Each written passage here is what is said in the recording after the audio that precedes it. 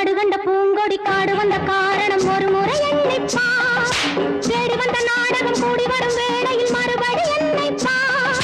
நாடு கண்ட பூங்கொடி காடு வந்த காரணம் ஒரு முறை எண்ணிப்பா தேடி வந்த நாடகம் கூடி வரும் வேளையில் மறுபடி எண்ணிப்பா வலை போட்டு பிடித்தாலும் கிடைக்காதது துடித்து எழுந்ததே கொதித்து சிவந்ததே கதை முடிக்க நினைத்ததே